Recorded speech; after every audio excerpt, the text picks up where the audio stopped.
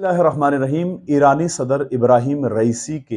Helicopter के hard crash की खबर यकीनन आप तक पहुंची होगी। अब इसे हादसा कहा जाए या कत्ल की काविश कही जाए, इसका फैसला तो आने वाला वक्त ही करेगा, लेकिन हालात से यकीनन हम जायज़ा ले सकते हैं कि हालिया जो ईरान और इसराइल के आपस में तनाज़ात हैं और उसके नतीजे में जो ईरान ने उसे न्यूक्लियर पावर बॉम्ब बनाने की जो धमकी दी थी, इस तरह के हालात, और दूसरी तरफ ईरानी सदर ने जो पाकिस्तान में दौरा भी किया था और सफारती सतह पे जो उनकी काविशें थी, वो सारी चीज़ें अगर पेश नज़र रखी जाएं तो इस बात का फैसला करना मुश्किल नहीं होगा, क्योंकि तारीख में हमने पहले भी देखा, ज़ियाउल हक के कत्ल से लेके दीगर जो इस तरह के रहनुमा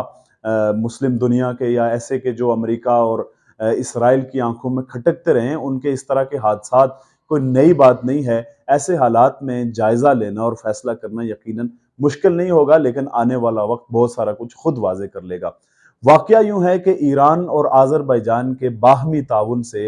आज़रबाईजान के अंदर एक डैम की तामीर थी कि जिसमें ईरानी सदर इब्राहिम रईसी के साथ पूरा काफ़िला और उसमें उनके साथ उनके वज़ीर ख़ारजा भी मौजूद थे। वह वहाँ उस डैम के इफ्तिताह में गए थे कि वापसी पर एक ऐसी जगह के जो पूरी की पूरी जंगल पे मुश्तमिल है और मौसम वहाँ पे शदीद है, वहाँ पर ईरानी सदर और उनके पूरे काफ़िले को एक हादसा पेश आया है। अब हादसा कहा जाए या कत्ल की काविश कही जाए, जैसे मैंने कहा कि इसका फैसला आने वाला वक्त करेगा, लेकिन हालात वहाँ पर अभी ऐसे हैं कि रेस्क्यू टीम्स का वहाँ पहुँचना इस कदर मुश्किल हुआ है, इसलिए कि वहाँ धुंध इस कदर है और मौसम इतना शदीद है कि हद निगाह 5 मीटर से भी कम हो गई है। और ऐसे में पूरी दुनिया के अंदर जो खबरें चल रही हैं, जो सोशल मीडिया और ईरान का मीडिया हम तक खबरें पहुंचा रहा है, वो कोई अच्छी खबरें नहीं है, तशवीशनाक सूरत हाल है। और ट्विटर के ऊपर अभी जो ईरान के बाद दूसरी चीज़ टॉप ट्रेंड पे चल रही है, वो मोसाद है। और बहुत सारे लोग ये पेशगोई कर रहे हैं कि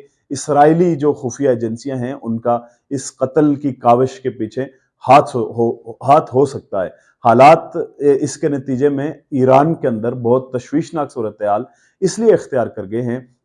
कि एक तरफ वहाँ सवालात ये उठाए जा रहे हैं कि ईरानी सदर का जब तक पता नहीं लगता, वहाँ कानूनी मामलात को उनकी अदम मौजूदगी में कैसे देखा जाए। मसाजिद के अंदर वहाँ ऐलान किए जा रहे हैं, लोग सड़कों के ऊपर गलियों के अंदर निकल आए हैं और वहाँ ईरानी सदर की खैरियत के लिए, उनके पूरे काफिले की खैरियत के लिए दुआ कर रहे हैं। ऐसे में आने वाले हालात और आने वाला वक्त हमें बताएगा कि हालात किस तरफ जा रहे हैं। खुदा न खास्ता अगर उनकी मौत की खबर आती है तो उसके बाद तहकीकात के नतीजे में ईरान उसके बाद का क्या स्टेप ले सकता है, ये तो आने वाला वक्त ही बताएगा। जुड़े रहिए, हम आपको पल पल इंशाल्लाह आगाह करते रहेंगे।